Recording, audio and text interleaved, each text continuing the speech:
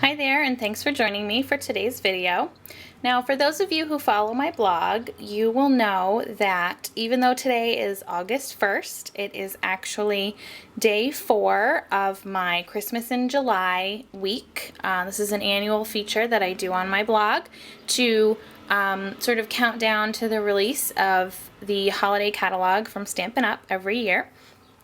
So today is day 4, and since it is August 1st, today is actually the first day that you can order from the new holiday catalog. And this year, Stampin' Up! Really did not disappoint. It's a great catalog, so I encourage you to head over to my website and check out all the new products. But this is the project that I shared on my blog today, and it's this little dressed up little pouch for just a little packet of instant cocoa mix. Just a nice little way to dress up maybe a stocking stuffer, or you could put this as part of a gift basket, or turn just a very, very simple and inexpensive little hot cocoa packet into a sweet and thoughtful gift. So rather than trying to describe in writing on my blog how I made this little pouch, I thought I would do a video. So I'm just going to show you how I made the pouch itself, and I'm not going to decorate it, but you can decorate it however you like. It comes together really simply, and you can get 2 of these out of 1 sheet of designer paper, so it's really economical and a fun, quick little project to do. So I'm starting out with a piece of the Winter Frost designer paper, and this is a package of specialty designer paper. It has 2 sheets in it that are have a metallic silver finish to them, and they're really pretty. But it's this great combination of blues and aquas and gray. I think it's Coastal Cabana, Pool Party, and Island Indigo are the blues, and then it has the smoky slate for the gray. It's really, really pretty. Anyway, my piece here measures 8.5 by 5 3/4. And I'm using my Simply Scored scoring board. So on the 8.5 inch side here, I want to score it at 2 inches. And at 5 3/4.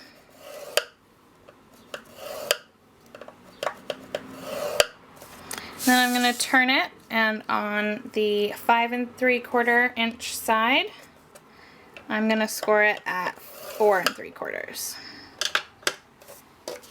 And now I can put my scoring tool away. And I'm going to fold on all my score lines. Make sure that everything lines up neatly and get really good crisp folds.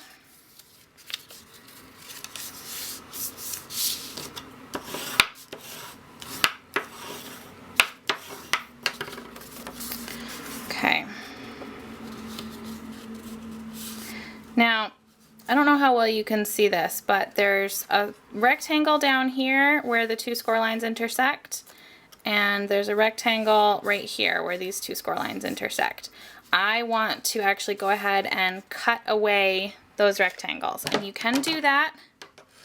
Actually, I'm going to use my paper snips. You can do that with your paper trimmer if you prefer.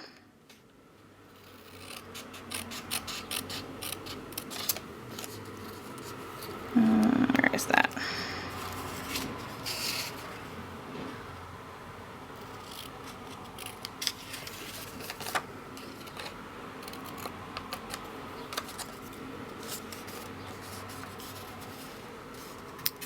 Okay, and then this one over here, I'll just cut that rectangle away.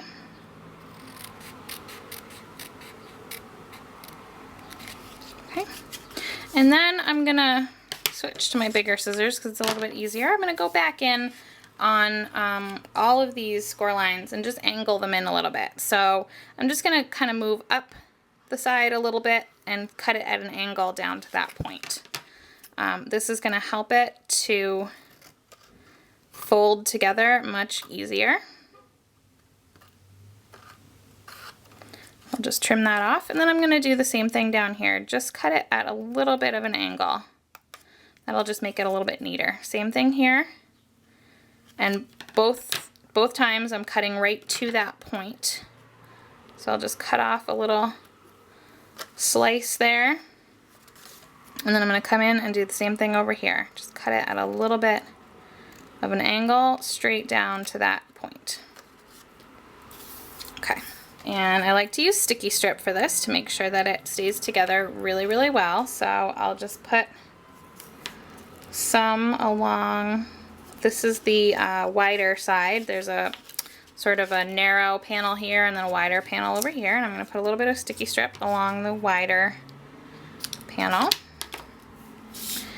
And then I'm also going to put a strip of sticky strip along this bottom tab here.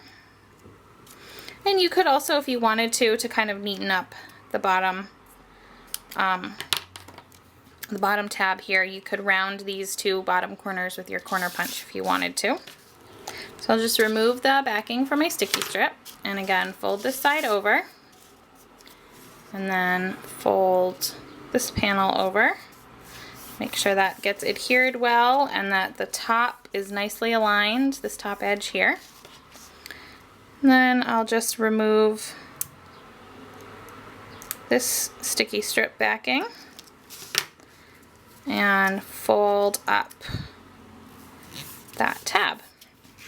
And then this, of course, would be the back of your pouch, and then you flip it over, you have a nice clean front to decorate however you like. And you can see that the standard size cocoa packet is just going to fit in there, and I made it a little bit shorter than the packet itself so that you know that there's something in there to be taken out. And again, here is my original. Let me zoom in for you. I used another piece of the designer paper here to make a little flag. This greeting here is from the Christmas Messages stamp set. It's a really great Christmas sentiment set, and it sort of has standalone messages as well as sort of the inside and outside messages that coordinate together, and some of them are really cute and funny. A little bit of the smoky slate chevron ribbon and some white baker's twine. And then this snowflake embellishment. They're gorgeous. They're these little silver embellishments with rhinestones called Frosted Finishes. There you can see how pretty that is. Really sparkly, really nice. And what I did was I tied the bow of the twine through the top of one of these sort of petals of the snowflake so that it can move freely, and it just looks like a little charm. Really fun, really super cute. Now, if you want to make this project for something that's a different size, maybe you're using a different type of cocoa or a different gift entirely. Maybe it's a little packet of bath salts or a small, fun-sized bag of candy or something like that. Here is kind of my formula for how to figure out what size designer paper you want to start with in order to get the proper finished size. So you want to measure whatever it is that you want to go inside of this pouch, and remember to make sure that your finished size is going to be a little bit bigger than what you want to put inside, just to make sure that it'll slide in and out easily. So determine what your finished size is going to be, the height and the length that you want for your finished size. You're going to take whatever the height measurement is and add 1 inch to it, and that'll give you that 1 inch tab at the bottom to fold up. And then for the length, to determine what length to start out with, you want to take whatever your finished length is going to be, multiply it by 2, and then add 1 inch to that. And that will give you that nice sort of overlap of the two back flaps that you want. Then you're going to need to do a little bit of math on your own to determine where to score across your length so that you get the appropriate finished size. So I hope that makes sense. Let me know if you have any questions about how to adapt this project to different sizes. And again, here is this finished little cocoa packet holder. So I would love for you to head over to my blog if you are not a blog follower and check out all the other Christmas in July projects that I've posted so far. If you need a copy of the catalog, let me know. Otherwise, you can look at it online. You can visit my website to do that. And again, if you have any questions, let me know. So thanks for joining me today. And until next time, happy stampin'. Bye-bye.